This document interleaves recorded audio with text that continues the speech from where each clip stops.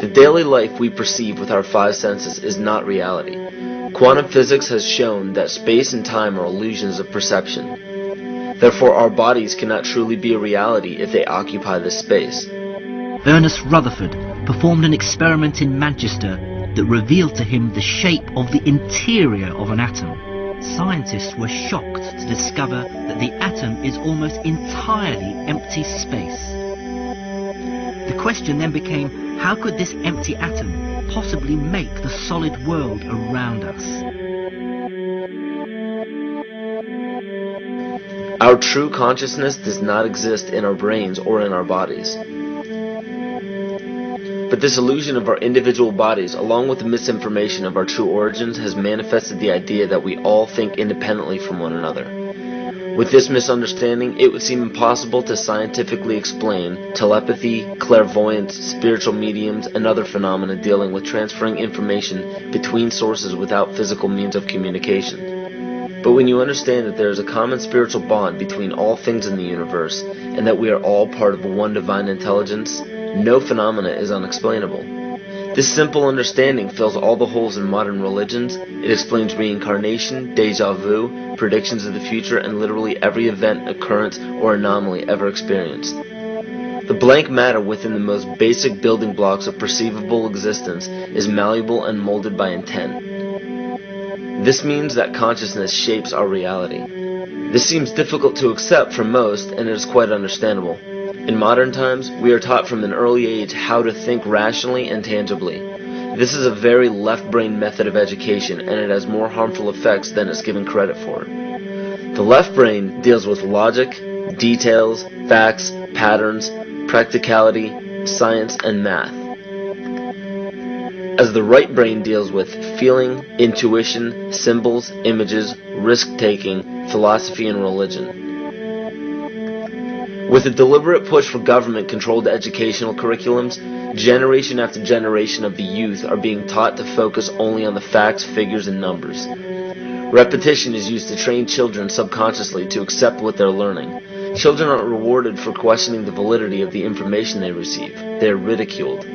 However, the children who blindly accept the information as true and merely regurgitate the information on command when it is time to take a test, those children go on to become the decision makers in our government, law, medicine, business, and every other occupation with power and prestige. The most detrimental effect of being pushed away from holistic thinking with the full brain into a strictly left brain thought is what is known as the suppression of the feminine. Every male and female have both feminine and masculine qualities. It has nothing to do with man or woman. These are represented by the left and right brain, yin and yang, black and white, light and dark, and most every other duality.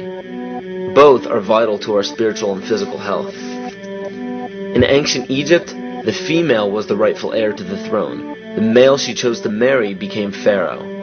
This depicted the goddess tradition that has been destroyed to make way for a patriarchal, male-dominated society we see enforced in every major denomination. In suppressing the feminine of every society and pushing the people to strictly left-brain thinking, the natural ability for humanity to feel earthly, cosmic, and personal energy became lost. Traditions that were passed on through shamans, witch doctors, magicians, psychics, and seers of all kind became outlawed and ridiculed and given a stigma of something out of a Hollywood movie. Every religion explains that we are children of God and have godliness inside of us. If you erase the anthropomorphized God and understand that God is nothing more than the spiritual web that connects all things, all religious scriptures begin to make much more sense.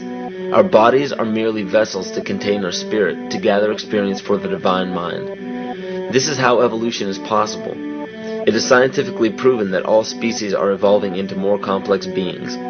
Innate knowledge or racial memory within all species is the understanding of newborns of all kinds to automatically know specific details and traits that the mother does not have to teach them. Therefore, innate knowledge helps every species naturally evolve towards more complex organisms.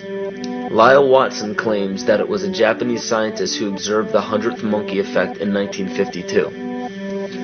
In this observation, he discovered that a certain portion or percentage of monkeys learned or developed a new trait. The knowledge became an innate ability in that species. This is further testimony to a collective consciousness among species.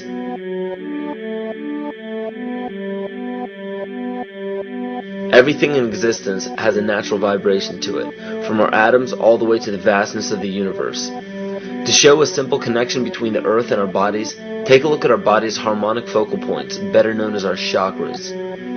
Just as there are harmonic focal points on the guitar string, there are locations within our body where our vibrations culminate. In Eastern philosophies, these 7 chakras are used to bring health and balance to the physical and spiritual body. Our Earth also has 7 chakra points at equally distant locations from one another. There is 1 chakra point on each continent. The root chakra is in Mount Shasta, California. The sexual chakra is in the Isle of Sun, Lake Titicaca in South America. The solar plexus chakra is in Uluru Kata Juta in Australia. The heart chakra is in Glastonbury or Shaftesbury, England. The throat chakra is where the Great Pyramids of Giza in Egypt are. The heart chakra is at Kuhe Malak Sia in Iran. And the crown chakra is at Mount Kailas in Tibet. Scientifically, this is explained because at the core of our Earth, there is a molten iron crystal that resonates at approximately 7 Hertz. There are energy vortexes all over the Earth where electromagnetic energy emanates. There are also several vile vortices surrounding the equator where strange anomalies occur, such as radio and compass malfunctions, as well as plane and ship disappearances. You may have heard of a few of these. So the intangible parts of our existence, such as emotions, are part of the true reality of higher consciousness. If emotions are part of a realm that we cannot experience with our 5 senses, then how is it that we are all aware of our emotions? What most people believe to be emotions are not truly the emotion itself. What we are experiencing is the physical manifestation of these emotions. Anger causes disturbance in the psyche, which manifests itself in the ego. These manifestations cause the heart rate to increase, body temperature to rise, and spawn many other physical traits that signify anger. Just as music from the radio is a physical manifestation of an intangible signal, our experience of emotion is the physical manifestation of an intangible signal as well. It has been shown that our emotions have a vibratory frequency to them. Furthermore, there are only 2 emotions that humankind experiences: fear and love. All other emotions branch either directly or indirectly from these 2 emotions. Fear has a long and slow frequency vibration to it, while love has a very rapid and high frequency. To show that vibration is the very foundation of existence, Hans Jene developed what is known as cymatics in the 1940s to show that when vibrations of sound are passed through a form of media, there is a set pattern that will follow. When the frequency increases, the media develops into a more complex pattern. This is precisely what is happening to our Earth and to humanity. There are 64 possible codes of amino acids in our DNA structure made from 4 elements: carbon, oxygen, hydrogen, and nitrogen. By any means of logic, we should have all 64 codes activated within our DNA structure. Yet we presently only have 20 active codes. And of these 64 possibilities, it appears that only 20 of these codes are turned on right now for us, the 20 amino acids. There is a switch that turns off and turns on where those coding sites lie, and that the switch for that turning off and turning on is what we call emotion. And this is the first time that we've ever seen the patterns of emotion directly physically linked to human genetic material. Well, fear is a long, slow wave of emotion. So this wave of fear is a long, slow wave and touches relatively few sites on this DNA. So an individual living in fear is limited to the number of antennae that they have available to them, whereas an individual living in the pattern of love, this is love in DNA, you can see it's a higher frequency, shorter wavelength. We have many more potential sites for coding along that genetic pattern. This information, this is amazing. This is the first time we've ever had a hard digital link between emotion and genetics. This is important to understand because another researcher named Vladimir Popanov measured tiny particles of light called photons inside a vacuum tube. The photons were scattered as expected. A sample of DNA was then entered into the vacuum tube and they measured the photons again. They found that the particles of light aligned themselves along the axis of the DNA. Then, as they removed the DNA sample, the photons remained aligned to the same form of the DNA even though no DNA was present. This is what is known as the phantom DNA experiment. Science has now bridged a very important gap between physical and ethereal, or spiritual. Our emotions directly affect the structure of our DNA, which directly shapes the physical world we experience every day. So the messages left by the ancients that we've explained here were more than just prophecies about a one-world government or a new world order. We now understand why the study of the heavenly bodies were so important. The rotation and orbit of all that makes up our universe serves as a clock to map changes and transitions. This helped the ancients understand that the change of the heavenly bodies were a mirror to the changes of all existence. December 21st, 2012 is simply a natural transition from one form of energy to the next, the transcendental evolution of man. This date is what's known as 0 point.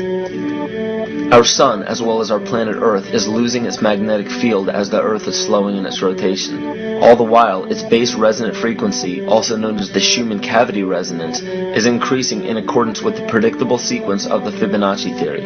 At a cellular level, our bodies respond to an electromagnetic pulse. The ancients called this the sacred circuit. The cells receive this pulse from the brain, which receives its pulse from the heart, which receives its pulse from the Earth. This pulse comes from the solar system, which from there comes from the galaxy, which ultimately comes from our entire universe. We literally share a pulse with all of existence. Yet another example of everything being one. For as long as scientists have been recording the Earth's pulse, it has remained at approximately 7.8 cycles per second. This was a constant fixed number until 1986 into 1987. It rapidly began increasing to about 9 cycles per second in 1996. So in one decade, it increased by about 2 cycles per second. By 2012, this pulse will be right around 13 cycles per second, just as the Fibonacci theory indicates. What does this mean for humanity? Just as cymatics has shown that higher frequencies result in more complex patterns, we are now experiencing the beginning of a major shift in both physical and spiritual vibration. It's difficult to understand what exactly will happen to our physical bodies, but ancient scriptures, pagan and monotheistic religions, mystery schools, and secret fraternal orders have all given indications as to what this experience will be like.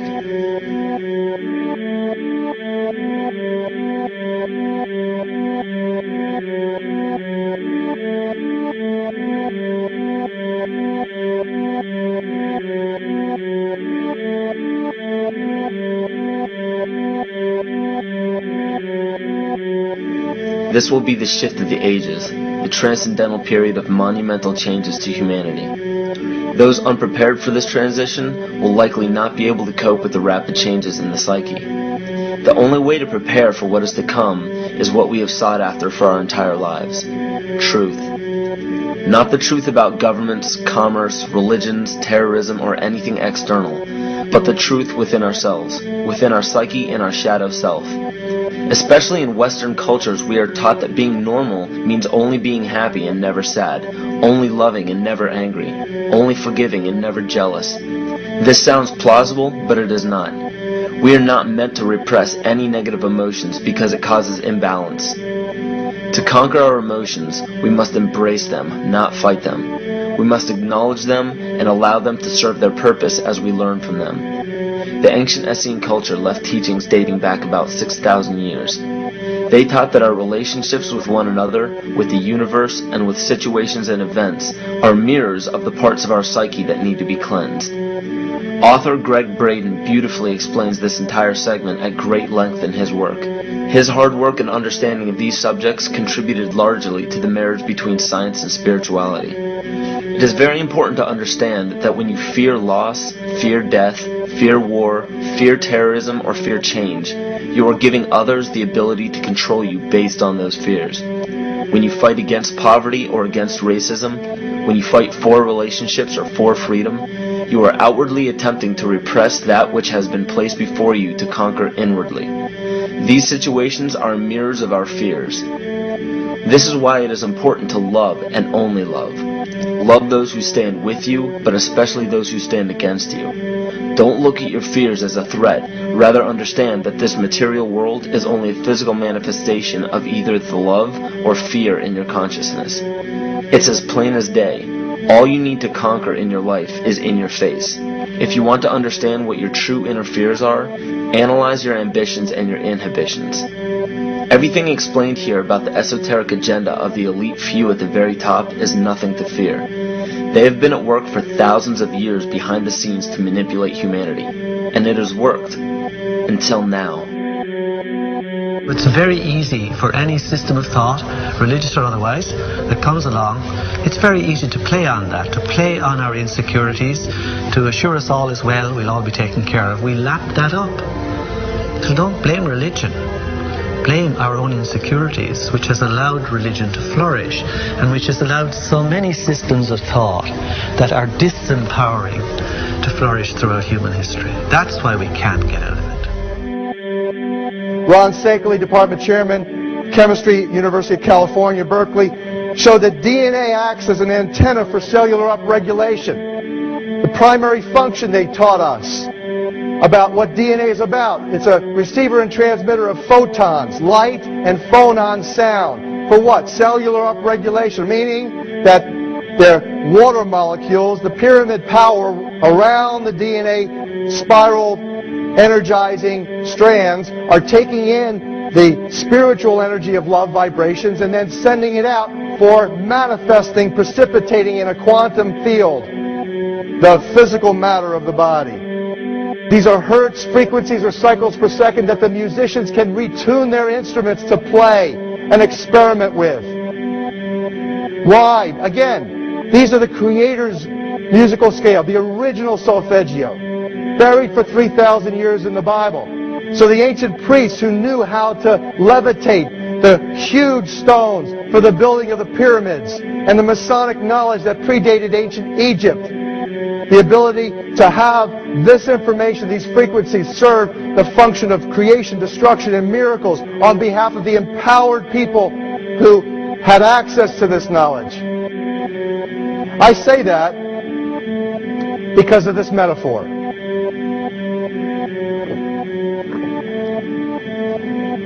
This is the difference between the power of our Creator and anything else, particularly evil. That you can go into a pitch black room full of evil, full of darkness, and light a little candle, and instantly that darkness flees. But you can't do the opposite. You can't go into a well-lit room full of truth and wisdom and righteousness and joy and health and harmony with the universal power. And you can't take any amount of darkness and go into that well-lit room and have any effect whatsoever. That is the metaphor which I frequently think of when I think that I'm not empowered. It is the greatest lesson for me, and I think for everybody else, to know that we're on the winning side and that we win in the end. As you are watching this, understand that it is not a fight to be fought. It is not a war to be waged. No gun rights have to be exercised. Not a finger has to be lifted. Most people wonder how one person can make a difference. They ask that if all this is so simple and this information is available, why hasn't someone else conquered their fears and changed the world for everyone else? This is the most difficult and beautiful conundrum to our lives. Your reality affects you and only you. Your curiosity has led you to this genre of information to serve a very specific purpose in your life. To understand visually how the universe is truly a hologram, a math professor at Yale University developed a formula that is plugged into a computer program. Named after him, the Mandelbrot set shows a seemingly disorganized pattern. But no matter how far you zoom into the design, you will always find the same pattern within the whole pattern. Each fractal, broken down infinitely, will always reflect the whole. When one fractal changes its pattern, the sum total of the whole pattern changes along with it. This exemplifies that the whole world does not need to be awoken. There is no race to inform the 6 billion people on this planet of this message. It is only important that you, personally, learn to conquer your innermost fears and learn to love. When you see your fears for what they are and master your emotions, then, and only then, will you truly be free.